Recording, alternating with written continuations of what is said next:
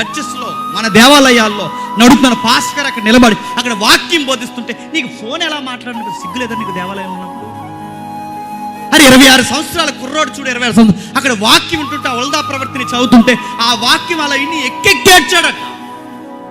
ఈరోజు కుర్రోళ్ళు దేనికి ఏడుతున్నారు? నేను లవర్ కోసం ఏడుతున్నావు.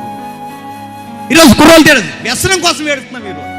ఈరోజు కుర్రోళ్ళు దేనికి ఏడుస్తున్నారు చెప్పండి? పనికి మాలిన వస్తువుల కోసం ఏడుస్తున్నారు. ఈరోజు ఒక 26 సంవత్సరాల కుర్రోడు పైగా రాజు నడుతున్నారు.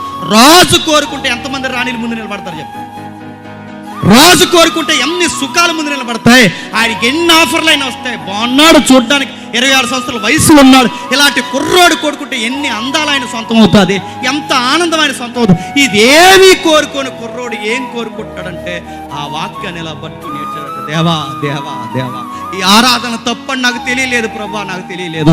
నా హయాంలో, నా నియోజకవర్గంలో, నా పరిపాలనలో, నా రాజరికపు శాస్త్రంలో ఇది తప్పని నాకు అర్థం కాలేదు. కారణం నా పితరులు ఎవరైతే ఉన్నారో వాళ్ళు బైబిల్ చదవకుండా చేసేసారు. ఆరాధనలు నేర్పించేశారు, మాకెక్కడ లేని ఆరాధనలు నేర్పించేశారు. మాకెక్కడ లేని వర్షిప్లు తీసుకొచ్చారు. బయలారాధన తీసుకొచ్చారు, కెమోస్ ఆరాధన తీసుకొచ్చారు, మిల్కం ఆరాధన తీసుకొచ్చారు. రకరకాల దేవుళ్ళ ఆరాధన అని చెప్పారే తప్ప ఆ దేవుళ్ళే తప్పులు దేవుళ్ళని మాకు అర్థం కాలేదు. కేవలం మా దగ్గర బైబిల్ లేక.